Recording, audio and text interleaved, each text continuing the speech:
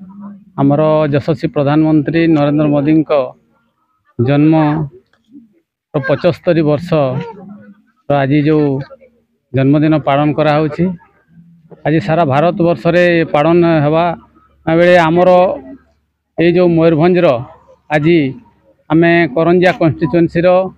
आम अच्छु कुड़ीपसी ग्राम पंचायत रे आज सरपंच द्वारा आज ये जो पंचायत रे प्रत्येक पंचायत रे आज 500 गछ लगिबार व्यवस्था है। आमर 15 गोटी जीपी रे 15 गोटी जीपी रे 7500 गछ आज लगा हबो। एमिति आज जमती फॉरेस्ट डिपार्टमेंट रो 38,290 गछ आज रोपण करा हबो एवं सारा ओडिशा रे 75 लाख गछ लगा हबार एक दिन रे व्यवस्था कराई।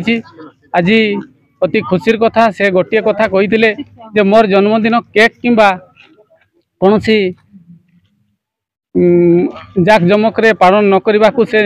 कही जदि मोर जन्मदिन को भल भाव में पालन करने चाहते समाज रो किसी उन्नति हेबा बढ़िया कार्य करंतु जोटा कि आज समस्ते आमे जो भारत सरकार गोटे चली माँ पाई गछटिए जो कार्यक्रम से लक्ष लक्ष कोटी कोटी गछ लगेबार जो चिंता कर प्रधानमंत्री तांको ना आज जन्मदिन गछ आम लगेकरी विश्व को जन देवा जे जो गोटे आह्वान देते आमर प्रधानमंत्री आम सफल करिचे एवं आज खुशी रे समस्ते माने छोट छुआठू आरंभ करी आज देखुथिबे सारा भारत वर्ष रे कॉलेज स्कूल सबू डिपार्टमेंट जते अच्छी समस्ते बहुत खुशी रे आज गछ लगाउछंती एवं जो आमर ग्लोबल वार्मिंग कथा आसी से ग्लोबल वार्मिंग को भी मध्य आमे आम भारत वर्ष रे केमती ताकू संतुलन रखि परिबा सेति पई ये संकल्प नैछु। सर्वप्रथम तो मु मोदी जी को धन्यवाद अर्पण करी कहीं आज ताको जन्मदिन उपलक्षे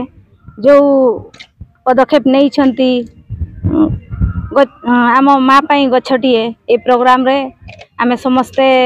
खुशी अच्छु तथा आम पंचायत रो जितकी भी आम शिक्षा अनुष्ठान आम पार्क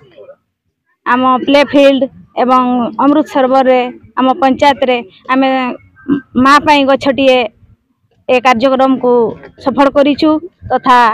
समस्त अंगनवाड़ी कर्मी एवं मो भाई माने समस्ते सहयोग देइछंती आम वार्ड मेंबर कि आम स्कूल स्टूडेंट माने समस्त को धन्यवाद देवी आज एई माँ पाई गछटिए प्रोग्राम रे आम माननीय मोदी जी को जन्मदिन उपलक्षे आम एटा को पालन करिछु सेति पई मो मोदी जी को धन्यवाद अर्पण करिबी।